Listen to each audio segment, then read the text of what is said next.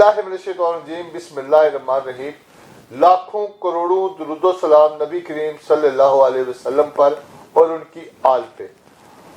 आपका मेज़बान सरदार ताहिर महमूद अपने शौक के साथ आपकी खिदमत में हाजिर हूँ।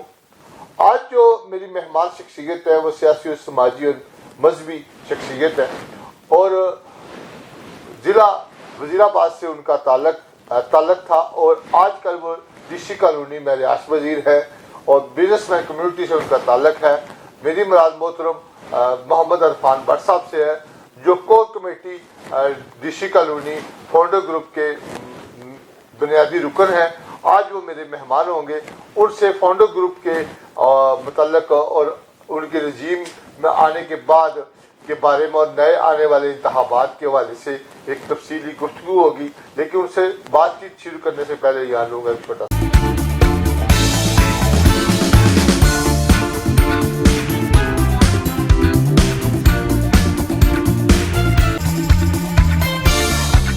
Welcome back. आज जो मेरी मेहमान शख्सियत है मोहतरम मोहम्मद इरफान भट्ट साहब है जो कोर कमेटी के मेंबर हैं फाउंडर ग्रुप के। बहुत शुक्रिया भट्ट साहब, आपने अपने कीमती टाइम में हमारे चैनल को दिया टाइम। तो सबसे पहले हमारे नाज़रीन को अपने बारे में बताइएगा कि आप कहाँ के रहने वाले हैं और कब से डीसी कॉलोनी के रिहायशी हैं और डीसी कॉलोनी के ऊपर आपकी बड़ी गहरी नज़र है जी मसाइल के ऊपर। जरा हमारे नाज़रीन को बताइए कि आप कब से डीसी कॉलोनी के रिहायशी हैं और अपने बारे में बताइए कि किस शहर से रहने वाले हैं डीसी कॉलोनी। औज़ुबिल्लाहि मिनश्शैतानिर्रजीम बिस्मिल्लाहिर्रहमानिर्रहीम। जी बहुत शुक्रिया सरदार ताहिर साहब आपका और आपके मीडिया चैनल के साथियों का, जिनके तवस्सुत से ये आज मेरी आवाज़ मेरे जितने भी डीसी कॉलोनी के रिहायशी हैं और जितने भी आपके चैनल को देखने और सुनने वाले हैं उन तक पहुंचाने का बहुत शुक्रिया जी। बेसिकली मेरा जो मदर सिटी है वो वज़ीराबाद है, जो कि इसी ज़िला गुजरांवाला की एक पहले तहसील थी, अब जो है वो ज़िला बन चुका है। तो मैं 2013 से यहाँ डीसी कॉलोनी में मूव करके सेटल हुआ था। मेरा बेसिक बिज़नेस जो है वो family business table spoons cutlery है जो किचन से रिलेटेड है। तो उसी फील्ड में जो है ना मैं काम कर रहा हूँ।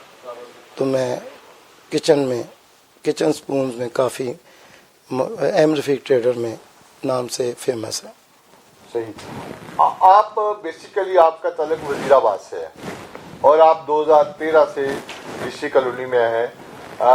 डीसी कॉलोनी में आने की बड़ी वजह क्या थी और डीसी कॉलोनी की किस चीज़ ने आपको मुतासर किया कि आप डीसी कॉलोनी की तरफ अपने वज़ीराबाद से शिफ्ट हुए? जी डीसी कॉलोनी चूँकि सेंटर में थी गुजरांवाला और वज़ीराबाद से, ठीक है, तो उस वक़्त गुजरांवाला के करीब इस एरिया में एक रिहायशी सोसाइटी एक ऐसी ये डीसी कॉलोनी थी जिसमें हम समझते थे कि एक अच्छी अचीवमेंट है, इन्वायरमेंट अच्छी है और इसमें रहने के लिए बहुत अच्छी जगह है, यहाँ शिफ्ट किया जाए। ठीक हो गया। 2013 में आप डीसी कॉलोनी में आए। उस वक्त डीसी कॉलोनी में फर्द वाहिद का राज था, उनकी फैमिली का राज था।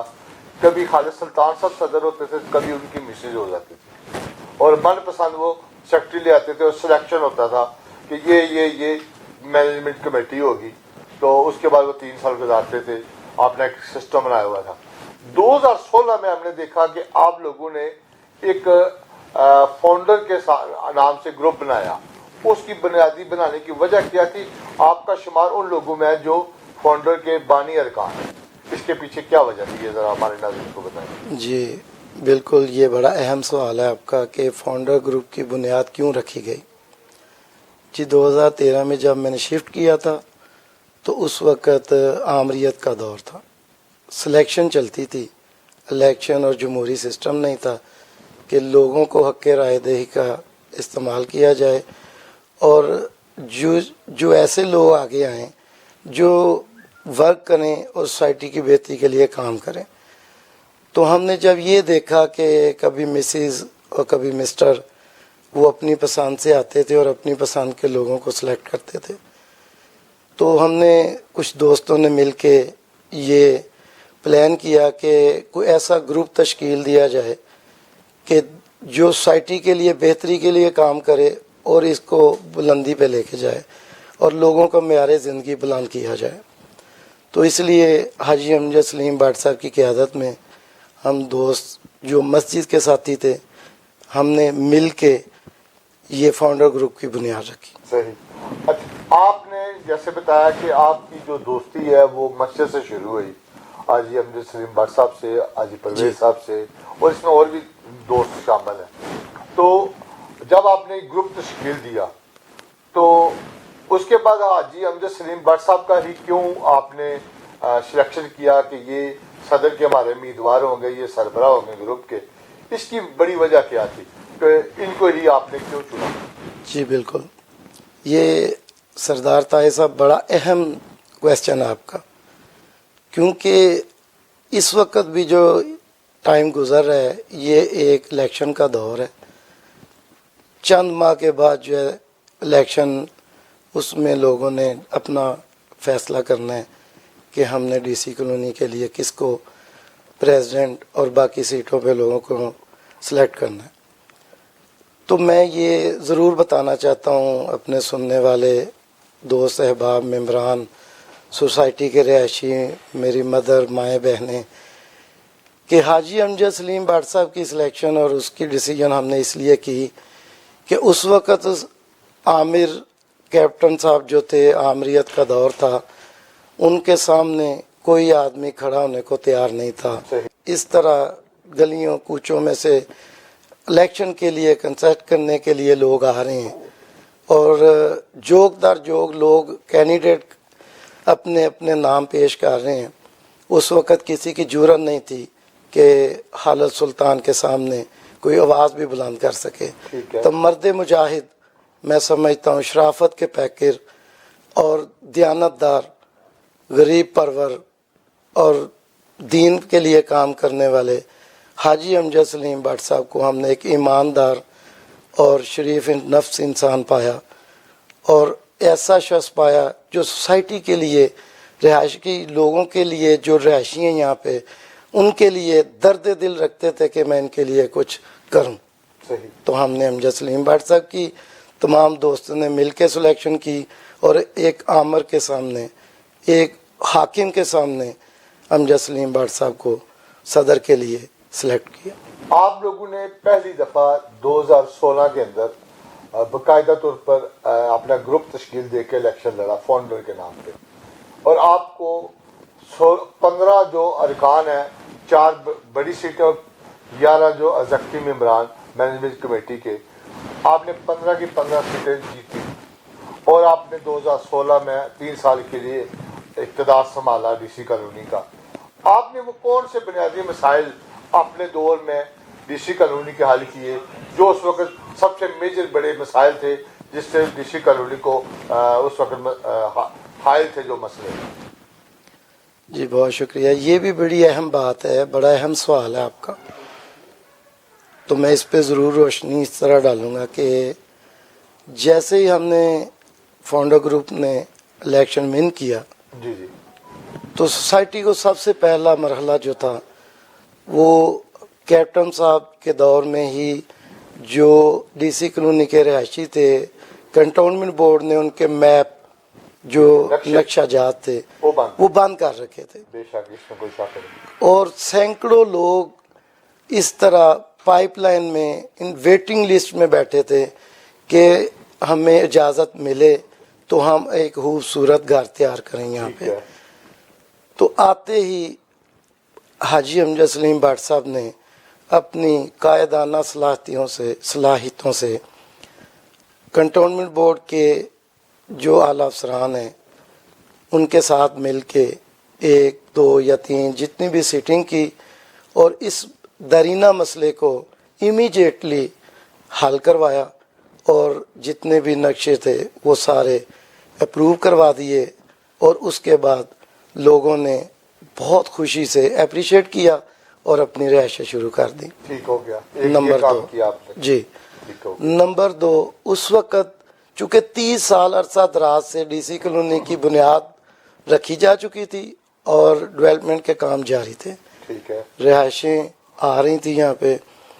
تو جیسے جیسے لوگوں کی آبادی بڑھتی جا رہی تھی، رہائشیں زیادہ ہوتی جا رہی تھی، تو سیوریج کا نظام نہ ہونے کی وجہ سے ایک بہت بڑا ایسا مسئلہ سامنے آ رہا تھا کہ جتنا بھی لوگ ڈیلی استعمال کا جو پانی استعمال کرتے تھے اس کو ویسٹ کہاں کیا جائے، ٹھیک ہو چونکہ گیا. اس سے پہلے سیوریج کی جی نظام نہیں تھا. سیوریج کا کوئی نظام نہیں تھا. ٹھیک ہو گیا.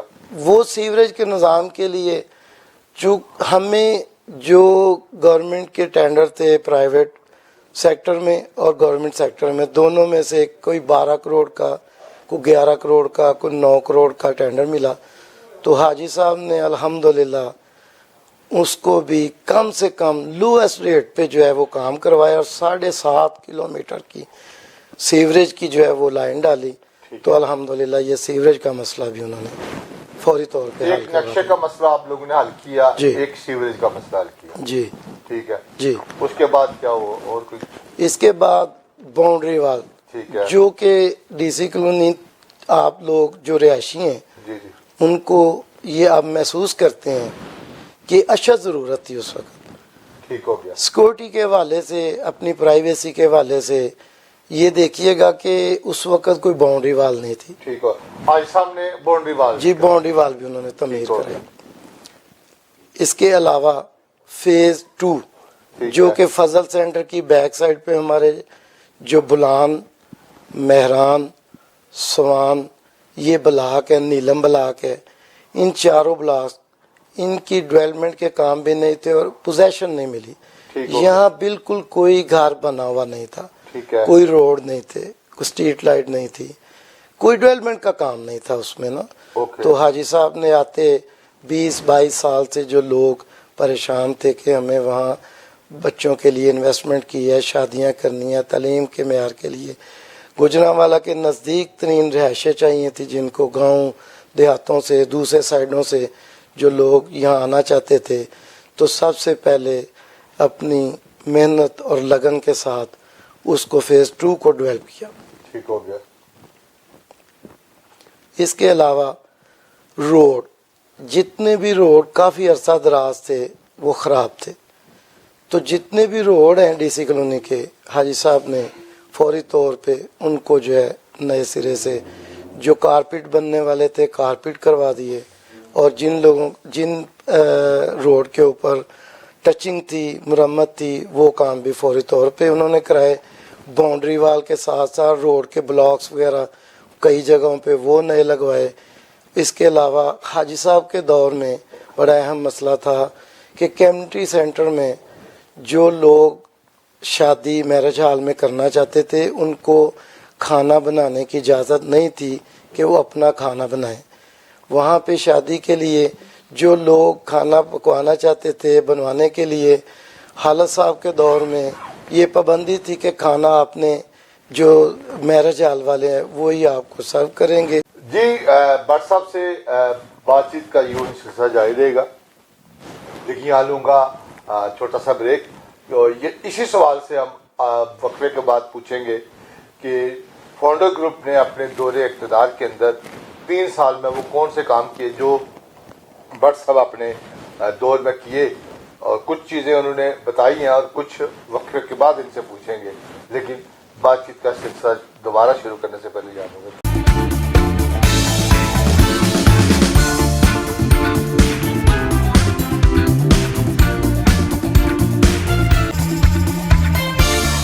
Welcome back. آج جو میرے مہمان ہیں محترم محمد عرفان بٹ صاحب ہیں. بٹ صاحب بات چیت یہ ہو رہی تھی کہ آپ نے کامیابی کے بعد وہ کون سے بڑے بڑے کام کیے ڈی سی کالونی کے رہائشیوں کے لیے. جی جیسے آپ نے بتایا باؤنڈری وال، سڑکوں کا کام، سیوریج کا کام. اسی طرح آگے آپ نے میرج ہال کا ذکر کیا کہ وہاں پہ پکانے کی فیسلٹی نہیں تھی، تو آپ لوگوں نے یہ اجازت دی رہائشیوں کو کہ اپنی من پسند کھانا بنوا سکتے ہیں. تو اس کے علاوہ آپ بتانا چاہ رہے تھے کچھ، وہ بھی ہمارے ناظرین کو بتائیں کہ آپ نے आपने 3 साल कारकर्दगी में और कौन से नुमाया काम किए? जी बिल्कुल, ये हार्टिकल्चर की बात पे रुकी थी हमारी बात, मैं वहीं से शुरू करूँगा। हार्टिकल्चर में जो ग्रीन बेल्ट हैं जितनी भी, और हाजी साहब ने पार्क वगैरह का काम जितना ज़्यादा उनके दौर में किया गया, उससे पहले किसी ने उस पर तवज्जो ना दी। ठीक हो गया। आज भी खवातीन और बच्चे इस बात की गवाही देंगे कि जितने भी झूले इस वक्त सीट्स वगैरह बच्चों के स्लाइडिंग झूले हैं, वो सारे हाजी अमजद सलीम भट्ट साहब के पहले टेन्योर में लगे थे। और हार्टिकल्चर की तबाही अभी आप खुद देख सकते हैं, एक पौधा भी इन्होंने नहीं लगवाया जो अभी 3 साल गुजरे हैं। ठीक है। मैं ये भी बताता चलूँ, शायद आपकी नज़र में गुजरी हो, आप भी गुजर के आए हैं, कैंट रोड से लेके और जीटी रोड मेन गेट की तरफ जितनी भी डिवाइडर हैं, इनके दरमियान जितनी भी इस वक्त खजूर के दरख्त हैं, वो सारे हाजी अमजद सलीम भट्ट साहब के दौर में वो काम किया गया था। इसके अलावा ई टैक्स सिस्टम, ये भी हाजी अमजद सलीम भट्ट साहब के दौर में मुतारफ करवाया गया, जो अपनी मिसाल आप है, आप लोग आते जाते खुद देख सकते हैं। सीसीटीवी कैमरे, सिक्योरिटी के हवाले से सीसीटीवी कैमरे जो मेन जितने भी हमारी चुरंगियाँ चुराहे हैं उनके ऊपर जो आपको नज़र आएंगे, वो हाजी अमजद सलीम भट्ट साहब के दौर में वो भी उस वक़्त लगे। इसके अलावा मैं समझता हूँ एक बड़ा अहम और बड़ा वसी काम था, बड़ा एक ऐसा काम था जो कि मैं समझता हूँ गुजरांवाला नहीं, राह वाली कैंट नहीं, डीसी कॉलोनी के लिए एक बहुत बड़ा काम था जो यादगार तस्वर किया जाता। वो था स्वान ब्लॉक में स्टेडियम वाला काम, जिसमें जिम था और जिसमें स्टेडियम था, बहुत सारे स्पोर्ट्स कम्प्लेक्स की शक्ल थी। उसका हमने जो है ना मैप भेजा हुआ था, उसकी लोकल गवर्नमेंट से मंजूरी भी आने वाली थी। तो मैं समझता हूँ ये बड़ी ज़्यादती की है इस जिम ने, 3 साल तक उसके ऊपर भी कोई काम नहीं किया। वो भी हाजी अमजद साहब की अल्हम्दुलिल्लाह काफ़ी थी। ठीक हो गया। इसके अलावा मैं ये समझता हूँ हेल्थ के लिए एक ऐसा वो काम था जिसमें लेडीज़, बच्चे और जेंट्स जितने भी थे, रिहायशी थे, उनके लिए भी एक ऐसी स्पोर्ट थी कि उसको अपग्रेड किया हाजी अमजद सलीम भट्ट साहब ने, और सारी जितनी भी मशीनरी थी पुरानी उसको वेस्ट किया, और हेल्थ के लिए उन्होंने जितना भी जिम था उसमें नए मटेरियल, नई मशीनरी जितनी भी ज़रूरत थी वो लगाई गई और उसको जो है रेनोवेट किया गया। ठीक हो गया जी। ये कुछ ऐसे वो कारनामे हैं जिनको इंशाअल्लाह ताला लोग याद रखें। आपने 3 साल की अपनी कारकर्दगी बताई, तो अब आते हैं आपके साथियों के ऊपर। हमने देखा कि 2 अदवार फाउंडर ग्रुप ने इंतखाबात में हिस्सा लिया। पहली दफा आप आली लाल बने और वकास शाह साहब इनके जनरल सेक्रेटरी मुंतखब हुए। दूसरी बार आपकी रजीम फिर मैदान में आई और हाजी साहब अपनी सीट लूज कर गया अमजद सलीम भट्ट साहब, और बाकी टीम के बेशतर दोस्त कामयाब हुए, जिसमें एग्जीक्यूटिव मेंबरान भी थे और ऊपर से नायब सदर, जनरल सेक्रेटरी और फाइनेंस सेक्रेटरी, ये तीनों सीटें आप लोग जीते। लेकिन इसके बाद हमने देखा कि ये लोग जो जीते आपसे दूर हो गए, और वकास शाह खोखर साहब नायब सदर बने दूसरी बार, अब वो आपके साथ नहीं है। सेक्रेटरी साहब जो आपके पैनल से आतिफ इफ्तिखार साहब इलेक्शन लड़े, आज वो आपके साथ नहीं है, उन्होंने एक नया ग्रुप बना लिया यूटी के साथ, वो 2 सारे उधर हैं। जो आपकी रजीम में से एक फारूक शेरा साहब हैं, वो दोबारा आपके साथ है। बाकी तमाम दोस्त जो इलेक्शन इस वक्त अहल है लड़ने के या नहीं भी अहल, वो यूनिटी के साथ खड़े हैं। इन लोगों की छोड़ने की क्या बड़ी वजह है? क्यों आपको छोड़ के? आपके अंदर कोई प्रॉब्लम है या उनके कोई मुतालबात थे जो आप लोग पूरे नहीं कर सके? जी बहुत शुक्रिया। ये बड़ा अहम आपने जिक्र किया कि जो रजीम सेकंड आई दूसरी दफ़ा आपके साथ, तो उस रजीम ने आपको क्यों छोड़ा? जी मैं उस मर्द मुजाहिद की सबसे पहले बात करूंगा جس کی جتنی تعریف کی جائے وہ کم ہے۔ مہر محمد فاروق شیرہ جو کہ ایک واقعی حاجی امجد کا ایک زندہ دل اور وہ مجاہد ہے جو ڈٹ کے اس میدان میں آج بھی کھڑا ہے کہ جس کی جتنی تعریف کی جائے اتنی کم ہے۔ ایک ایماندار آدمی، ایک ایسا شخص جو اپنے وعدے پہ وفا کرتے ہوئے 3 سال اپنی سوسائٹی کے وسائل کو بچانے کے لیے ان کے ساتھ جنگ کرتا رہا، ٹھیک ہو گیا، اور اپنے لیڈر کے ساتھ حاجی امجد سلیم صاحب کے ساتھ کھڑا رہا۔ جی وہ تو ہمیں پتہ ہے۔ جی جو بات میں دوسری بات یہ تھی آپ کی کہ آپ نے کہا کہ باقی رجیم کے عاطف چیمہ صاحب آپ کو کیوں چھوڑ کے چلے، وقاص شاہد صاحب کیوں 2 بار الیکشن جی جیتے ہیں جی وہ، آج جی کیوں نہیں ایسا آپ ہی کے ساتھ کھڑے؟ جی آپ کو یہ تو اندازہ مارکیٹ میں لوگوں کو پبلک ڈیلنگ میں ویسے تو کافی پتہ چل چکا ہوگا، جس میں تھوڑی روشنی ڈالوں گا کہ ان کا آنے کا شاید ہم تو یہ سمجھتے ہیں مقصد یہ تھا کہ کوئی ایسی کک بیک ہمیں حاجی امجد صاحب کے ساتھ رہ کے نہیں مل سکتی جو ہم چاہتے ہیں۔ میں سمجھتا ہوں ان کا پلان یہی تھا کہ ہم سارے مل کے وہ کام کریں جس سے ہماری آمدن میں ہمارے اپنے پراپرٹی جس کو ہم ادھر بیرون ملک شفٹ کرتے جائیں، اور وہ پیسہ جو انہوں نے کمایا وہ حاجی امجد صاحب کے ساتھ رہ کے یہ کما نہیں سکتے تھے۔ پہلی دور میں جنرل سیکرٹری تھے، جی دوسری دور میں آپ نے ان کو نائب صدر لیا۔ جی اگر وہ ان کے اندر یہ خرابی تھی تو آپ نے دوسرے دور میں ان کو موقع کیوں دیا؟ جی 6 سال بعد آج آپ ان کو کہہ رہے ہیں کہ ان کو کک بیک کی بنیاد پہ آپ کو چھوڑا۔ جی یہ بات ہضم نہیں ہو رہی۔ اس کی بنیادی وجہ آپ ہمارے ناظرین کو بتائیں کہ اس کی وجہ کیا بنی کہ آج وہ آپ کے ساتھ کھڑے نہیں ہیں؟ جی بالکل ٹھیک۔ یہ اس طرح کی دیکھیں، جب میدان میں آپ کوئی ایک سپاہی اتارتے ہیں جی تو ایک سپاہی لڑنے کے لیے اتنا حوصلہ اتنی طاقت شاید نہ رکھتا ہو جی جی جب اس کے ساتھ 10 یا 15 کا ایک گروپ اتارا جاتا ہے۔ جی چونکہ صاحب کا 2016 میں وقاص شاہد کھوکھر اکیلے تھے تو اس وقت وہ اتنی ہمت نہ کر پائے کہ میں کوئی ایسے کام بڑے بلنڈر کروں۔ ٹھیک ہے۔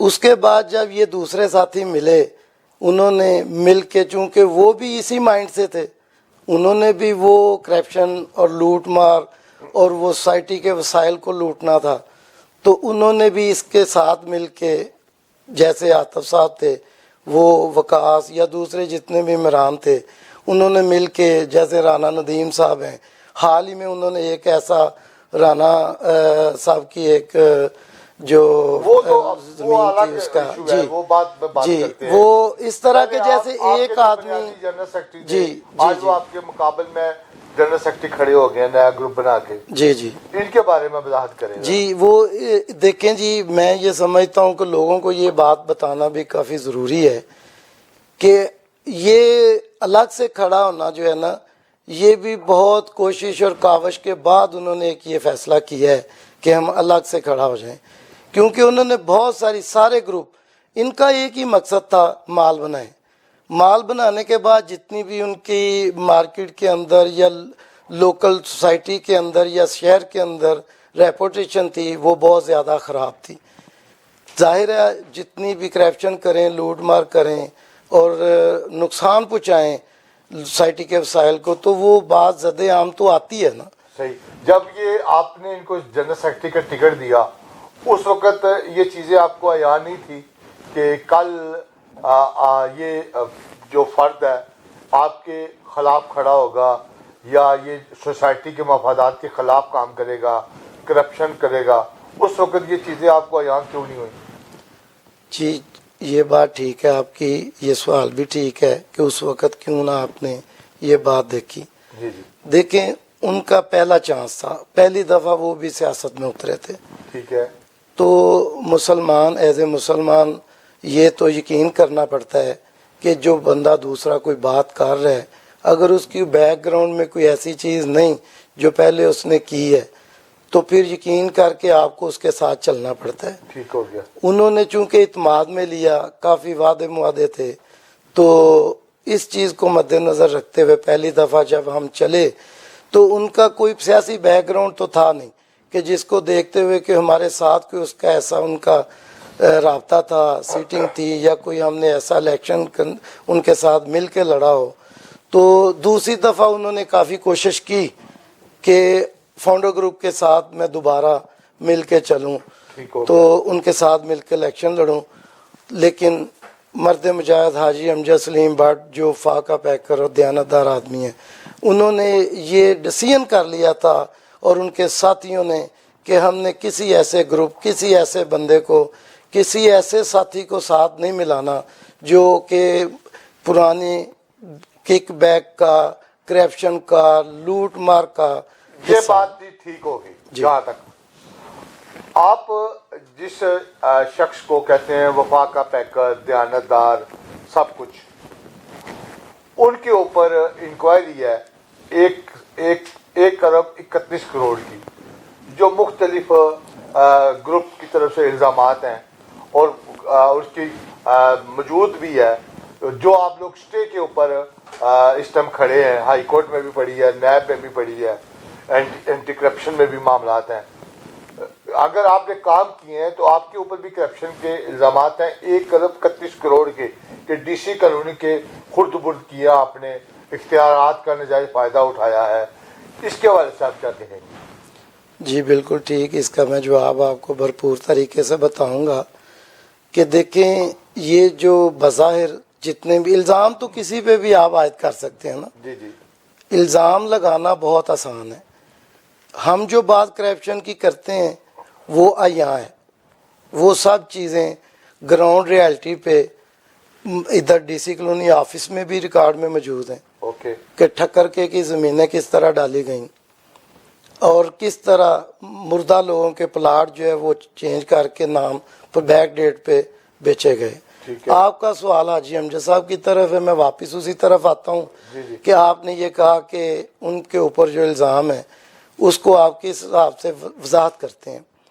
دیکھیں جی، سب سے پہلی بات یہ ہے کہ حاجی امجد صاحب پہ جتنے الزام لگائے گئے 1 ارب 32 کروڑ 35 کروڑ جتنے بھی کہتے ہیں، یہ لوگ چونکہ رجسٹرار آفس بھی گئے، کوآپریٹو آفس سے ہوتے ہوئے یہ ہائی کورٹ میں گئے، ہائی کورٹ سے FIA میں گئے، اینٹی کرپشن میں گئے، اینٹی کرپشن کے بعد یہ نیب تک، نیب کے بعد یہ سپریم کورٹ کے ججز تک بھی گئے. لیکن کوئی بات، کوئی الزام جو ہے یہ ثابت نہ کر سکے. اس میں الزام کی وضاحت جی کیس پینڈنگ ہے. فیصلہ آ جائے اگر حاجی صاحب کے خلاف آ جاتا ہے، نااہل ہو جاتے ہیں ان کے خلاف ایسا، پھر کیا کریں گے آپ؟ دیکھیں، یہ بات آپ کا سوال اپنی جگہ ہے. جو ایک آدمی کسی بھی ایسے آدمی آفیسر کو یا کسی ایسے لوگوں کو بیک ڈور چینل سے اپنی کرپشن کی لوٹ مار کے خزانوں سے ان کے پیسے، ان کے منہ بھر کے، ان کی گاڑیاں بھر کے، گفٹ کی گاڑیاں، ان کے بنگلوز ان کو جب گفٹ کرے گا تو ظاہر ہے یہ زمانہ ایسے لوگوں میں بھی شامل ہے، ایسے لوگ بھی موجود ہیں جو پیسوں کی خاطر کام کرتے ہیں. تو یہ انہی لوگوں میں شامل ہو جائیں گے جو لوگ یہ کک بیک اور یہ کرپشن لوٹ مار کا پیسہ استعمال کر رہے ہیں. تو انشاءاللہ ہم فیس کر رہے ہیں عدالتوں میں بھی، ویسے بھی تو پھر بھی کریں گے. میں آپ کو اس بات کی بےگناہ ثابت ہو جائیں گے. جی میں انشاءاللہ، ہمیں پوری امید ہے، اللہ کے گھر پوری امید ہے کہ انشاءاللہ جب کیا ہی نہیں تو ہم ضرور ثابت ہوں گے. ہم نے دیکھا ہے آپ کا سوال یہ تھا کہ آپ نے کہا کہ یہ الزام، میں الزام کی وضاحت ذرا اس طرح پہلے کروں کہ یہ پیسے جو، یہ رقم جو بتائی جاتی ہے نا، یہ اس میں ڈے بائی ڈے کی جتنے اخراجات ہیں یہ اس کو بھی کیلکولیٹ کرتے ہیں. جیسے کہ سوسائٹی کے اخراجات میں ورکر ہیں، آفس بیریئر ہیں، سوسائٹی کے جتنے مینول اخراجات ہیں، گاڑیوں کے، پیٹرول کے، یوٹیلیٹی ہیں، وہ سارے بھی کاؤنٹ کرتے ہیں. یہ ایک. نمبر 2، حالت سلطان کے دور کے فیز 2 کے جتنے بھی کانٹریکٹ تھے، جتنے بھی ان کے کانٹریکٹ دیے ہوئے ٹھیکیدار عام تھے، ان کو جو پیسے ان کو دیے گئے بذریعہ چیک، کوئی کک بیک نہیں، وہ جو چیک کے بذریعے ان کو پیمنٹ کی گئیں فیز 2 کی ڈیولپمنٹ کے لیے، تو وہ ڈیولپمنٹ کے پیسے بھی یہ اس میں ڈال کے اس کو کاؤنٹ کرتے ہیں. ٹھیک ہو گیا. یہ وضاحت ذرا کرونا جی، عوام کے لیے ضروری جی ہے. جی گڈ. آپ کے جو پچھلے 2016 میں ایگزیکٹو ممبر تھے مطلوب گوندل صاحب, اس بار وہ جنرل سیکرٹری کے امیدوار ہیں ایک گروپ کی جانب سے, پاسبان گروپ کی جانب سے. جی وہ بھی اور اس طرح دوسرے دوست بھی جو اس وقت الیکشن میں ہیں, ان کا کہنا ہے کہ ہم نے آپ کے گروپ کو کرپشن کی وجہ سے چھوڑا. آخر پہ آپ لوگوں نے بھی جس طرح موجودہ رجیم پہ یا پہلے خالد سلطان صاحب کے اوپر اس طرح دوستوں پہ الزامات ہیں کہ انہوں نے پلاٹ اپنے دوستوں کے اندر نذرانے کے طور پر بانٹے, خوب لوٹا. تو آپ کا جو ایگزیکٹو ممبر تھے, آپ کے دوست ہیں, وہ بھی یہ الزامات آپ کے اوپر لگا رہے ہیں. اس کے پیچھے کیا کہانی ہے؟ جی, میں یہ مطلوب صاحب بھی 2016 میں جی جی یہ حصہ تھے اس رجیم کا, جی جی آپ کے جو کہ جی ہمارے ساتھی تھے. اس وقت ان کے بڑے بھائی عمر فاروق گوندل صاحب, وہ چونکہ حالت سلطان صاحب کے پرانے ساتھی تھے اور ان کے کیے دھرے کے پورے ان کے ساتھ شامل تھے. چونکہ وہ ان کی تمام جتنی بھی ان کی ڈیلیں تھیں ان کو جانتے تھے. جی جی ان کا ایک اپنا حالت صاحب کے ساتھ کلیش تھا. تو یہ ایک تو میں وہ وضاحت کروں کہ اس کلیش کی وجہ سے انہوں نے حاجی امجد صاحب کے ساتھ الیکشن میں ساتھ دیا, تاکہ میں دو گروپ ایک تھے. طرف کلیش تھا تو دوسری جی. طرف حمایت ہوگی. تو وہ اس وقت انہوں نے وہ چھوڑا تو وہ امجد سلیم بٹ صاحب کے ساتھ آئے. ان کے ساتھ جب آئے تو امجد سلیم بٹ صاحب کے ساتھ مل کے چلنے کے لیے جو وعدے تھے ان میں آ کے خیانت شروع ہو گئی. تو گوندل صاحب نے یہ کہا کہ جی میری کچھ ایسا رقبہ ہے فیز 3 میں جس کو کمرشل کیا جائے. امجد سلیم بٹ صاحب نے وہ رقبہ جو ریزیڈینشل تھا اس کو کمرشل کرنے سے انکار کر دیا, جس کی وجہ سے انہوں نے ایک فارورڈ بلاک بنا دیا. چونکہ اسی طرح کرتے ہیں, یہ پتہ ہے پبلک میں زد عام بات ہے یہ. تو گوندل صاحب نے علیحدگی تیار کر لی اور اس طرح کے الزامات اور اس طرح کی باتیں کرنا شروع کر دیں. ایک تو ان کا یہ ساتھ تھا جو حالت صاحب کے ساتھ چھوٹا. یہ مطلب گوندل صاحب جو ہے نا, یہ عمر فاروق گوندل صاحب خالد سلطان کے ساتھ موجود ہیں, ان کے ساتھ تمام معاملات میں شریک ہے. اس کے باوجود آپ نے ان کو ساتھ لیا اور ان کے بھائی کو ٹکٹ جاری کیا. جی یہ کیا سوچ کے آپ نے ٹکٹ جاری کیا تھا اس وقت؟ جی, اس وقت ہم نے یہ دیکھا کہ مطلوب صاحب ایک نمازی ہیں, اچھے ساتھی ہیں, تو چلیں دینی حوالے سے یہ سوچ کے دیا کہ چلیں ایک اچھا دیکھتے ہیں کہ اگر یہ بھی اس طرح جو مطلوب صاحب پہ کوئی الزام ہے کرپشن کا یا کوئی چیز؟ جی, مطلوب صاحب نے خود بذاتے کچھ بھی نہیں ایسا کام ابھی کیا, نہ اس وقت کیا کہ انہوں نے کوئی کک بیک یا کرپشن کی ہو.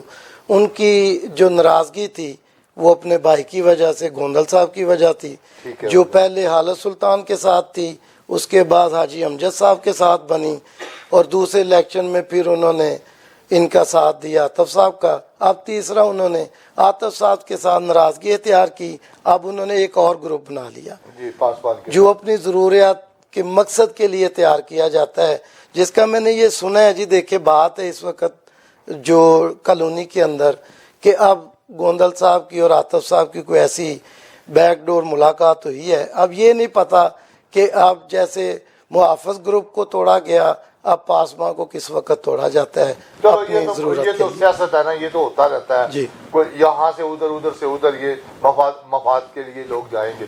لیکن آپ سے بات چیت کا سلسلہ یوں جاری رہے گا. لیکن یہاں لوگوں کا ایک چھوٹا سا بریک. بٹ سب سے بات مزید کرنے سے پہلے یہاں لوگوں کا چھوٹا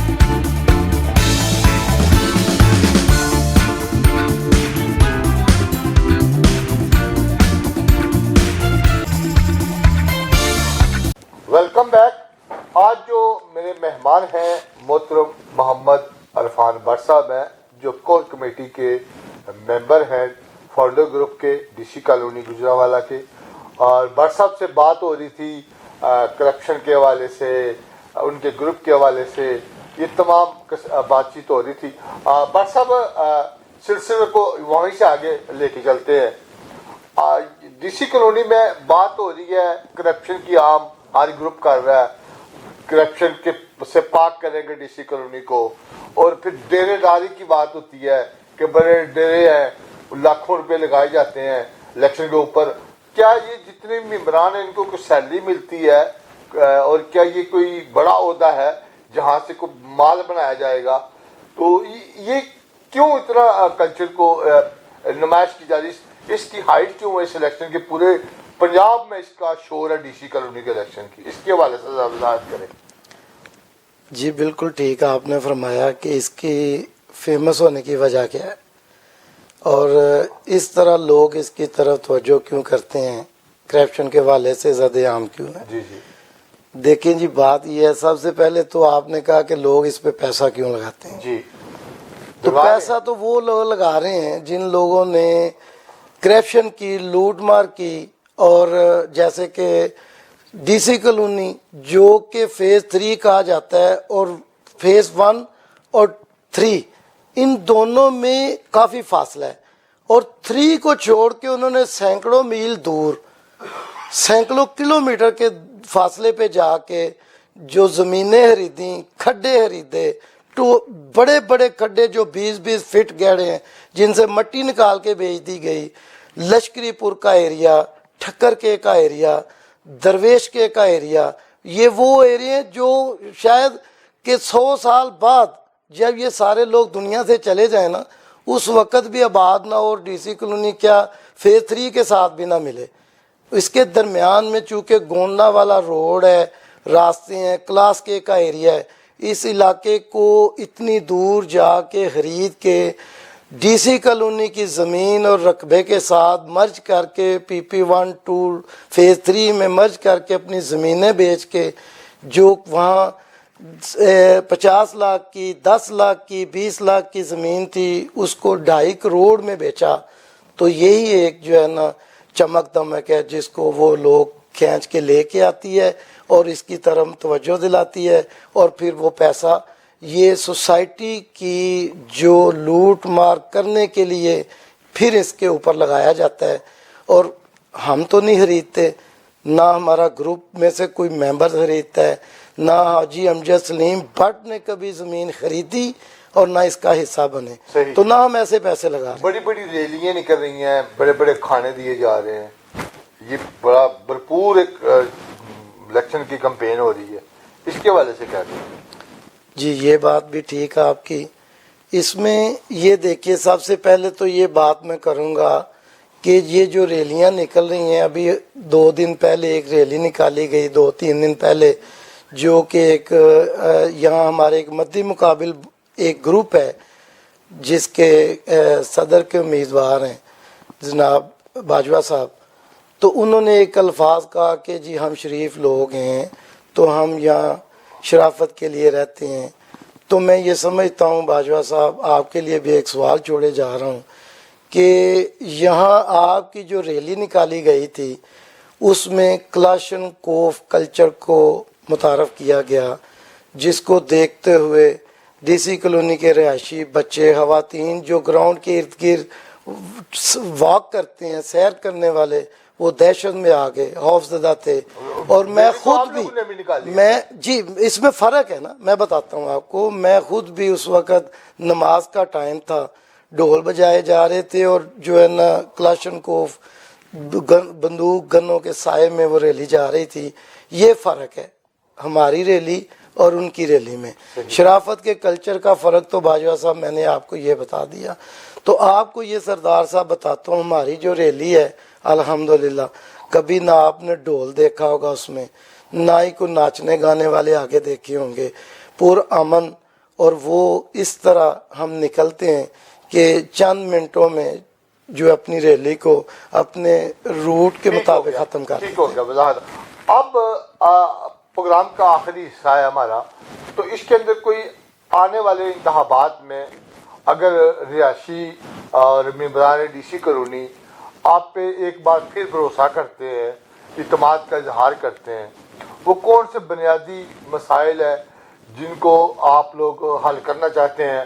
اور ڈی سی کالونی کے لیے کوئی آپ نے منشور تشکیل دیا؟ ہم نے دیکھے بڑے بڑے دعوے اور منشور پیش کیے جا رہے ہیں، جو تو ملک کے سربراہ بھی نہیں پیش کرتے، تو ڈی سی کالونی کے الیکشن میں ہم دیکھ رہے ہیں آپ لوگوں نے کون سا منشور طے کیا ہے اس بار؟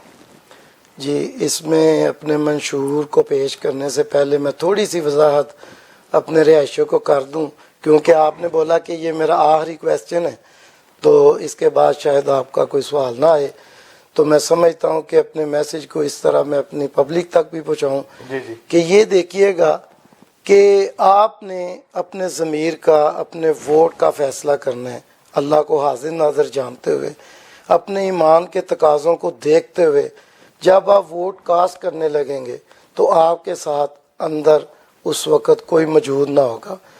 آپ نے یہ نہیں دیکھنا، یہ جو کلچر متعارف کرایا جا رہا ہے نا کہ یہ برادری کا، یہ یہاں پہ یہ برادری زیادہ ہے، یہ زیادہ ہے، سب مسلمان ہیں، سب بھائی ہیں، جو ڈی سی کالونی میں رہتے ہیں ہم سب ایک برادری ہیں، اور الحمدللہ فاؤنڈر گروپ کے جتنے کینڈیڈیٹ ہیں تمام برادریوں کے متفقہ امیدوار ہیں، جس میں تمام لوگ موجود ہیں، اور ہم نے یہ کوشش کی ہے کہ اس کو سب کو نمائندگی دی جائے۔ ایک نمبر دو، آپ یہ ضرور سوچئے گا کہ پیرا شوٹر جو دوسرے شہروں میں آتے ہیں، دوسرے شہروں سے آ کے یہاں الیکشن لڑنے ہیں، جن کی نہ کوئی گھر ہے، رہائش ہے، ممبر ہونا یہاں ضروری نہیں، رائٹ ضرور ہیں ممبر کے الیکشن کے، لیکن ممبر ہونے کے ناطے یہ ضروری نہیں کہ آپ اس کو ووٹ کریں جو یہاں رہتا نہیں۔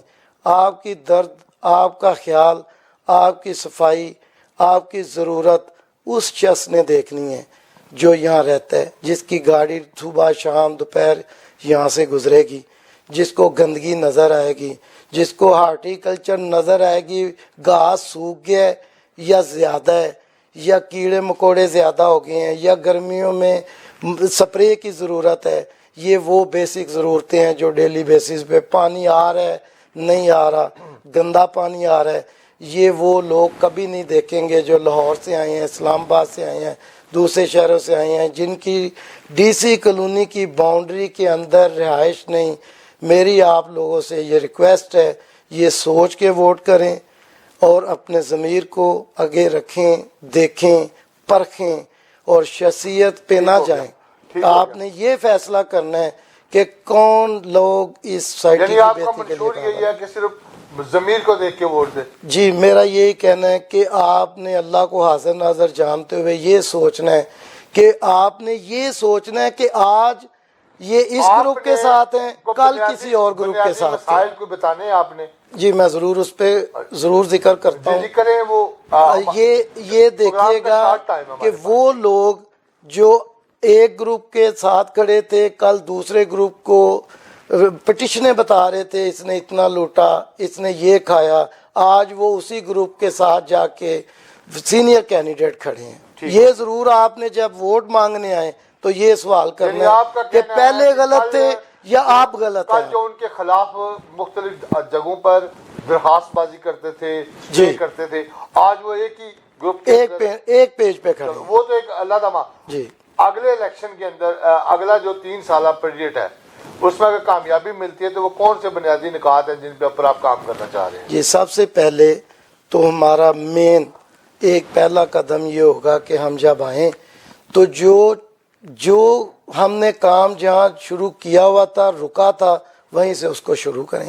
وہ ہے اسٹیڈیم، انشاءاللہ تعالی اس میں روزگار بھی ہے جو ڈی سی کالونی کے رہائشیوں کو بھی ملے گا اور پورے ڈویژن گجرانوالہ کے لوگوں کو بھی ملے گا، اور انوائرمنٹ کے ساتھ ساتھ سپورٹس، جن تمام اسٹیڈیم کے اندر آپ سمجھتے ہیں کس طرح کی سہولتیں موجود ہوتی ہیں۔ اور دوسری بات، میں اور میرے گروپ کے تمام ساتھی اس بات کا وعدہ کرتے ہیں کہ جو لوٹ مار، کرپشن، کک بیک، زمینیں ڈال کے زمینیں بیچنے والے لوگ ہیں ان کو ہم ان کا محاسبہ کریں گے، ان کا راستہ روکیں گے۔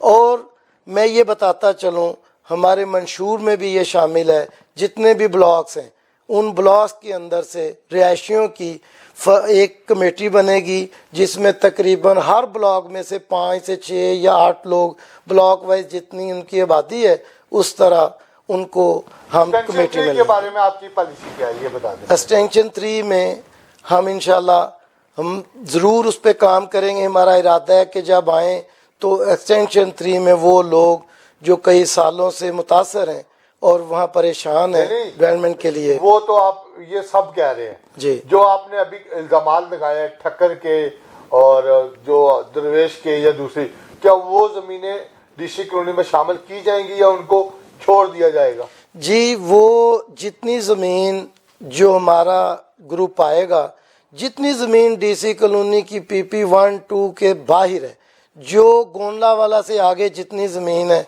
जो डीसी कॉलोनी 3 को अटैच नहीं, सैकड़ों किलोमीटर दूर है, हम इंशाल्लाह रजीम में रख के उसको कैंसिल करेंगे और वो लूट मार का पैसा जो उन्होंने जिन लोगों ने किया हुआ है उनसे निकलवाएंगे, उनको इंशाल्लाह केस किए जाएंगे, इंक्वायरी बिठाएंगे उसके ऊपर।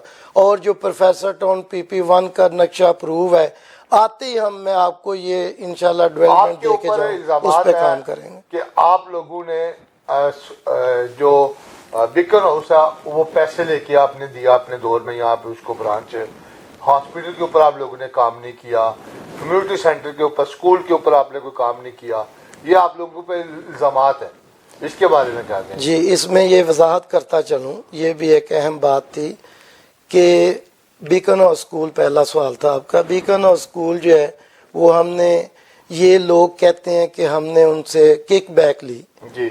अब मुझे बाशऊर समझदार जो एजुकेटेड लोग हैं, चलें जो इल्ज़ाम लगाने हैं शायद वो तो समझदार भी लगाते हैं और अनपढ़ जाहिल लोग भी लगा रहे हैं ना, तो उनको तो जुबान तो नहीं रोकी जा सकती किसी की। कोई ऐसी फ्रेंचाइज मुझे बता दीजिए, स्कूल हो या फूड की है या कॉलेज की है, मुझे बताइएगा वो पैसे देते हैं या लेते हैं। मेरा ये आपसे भी और इस पब्लिक से, मेरे रहायशियों से सवाल है, ये खत्म होगा। वो देते नहीं, वो लेते। जी, दूसरी बात ये है, आपका सवाल था कि आपने उसकी डेवलपमेंट के लिए नूर स्कूल के साथ एक बिल्डिंग है जो आपने वो भी देखी होगी, और नूर स्कूल को भी जब हम आए उसकी म्यारे ज़िंदगी तालीम के लिए, तालीम के हवाले से भी बुलंद किया, और जो एजुकेटेड जितनी भी पढ़ी लिखी समझदार जो ख़वातीन थी उनको सेलेक्ट किया और सिफारिश कल्चर को ख़त्म किया हमने नूर स्कूल। जी, आज जो मेरे मेहमान थे मोहतरम इरफान भट्ट साहब है। जी भट्ट साहब, बहुत शुक्रिया आपका, आपने अपना कीमती टाइम दिया। बेशुमार सवाल है लेकिन वक्त की तंगी है, तो जिसकी वजह से हम आपसे मज़ीद बात ना कर सके। इंशाअल्लाह ज़िंदगी ने वफा की तो एक बार फिर आपसे ज़रूर मौका लेंगे और जो बातें रह गई हैं, जो लोगों के सवाल हैं, उनका हम ज़रूर आपसे जवाब लेंगे कि फाउंडर ग्रुप ने अपने 3 साल कारकर्दगी में क्या किया। आप फाउंडर ग्रुप की कोर कमेटी के बुनियादी रुकन हैं और बानी अरकान में आपका शुमार है, लेकिन आपसे जो बातचीत की है यकीनन नाज़रीन को, डीसी कॉलोनी के रिहायशियों को, मेम्बरान को पसंद आएगी और वो फैसला करेंगे इसमें सच क्या है और झूठ क्या है। मुझे दीजिए इजाज़त, अगले प्रोग्राम तक के लिए अल्लाह।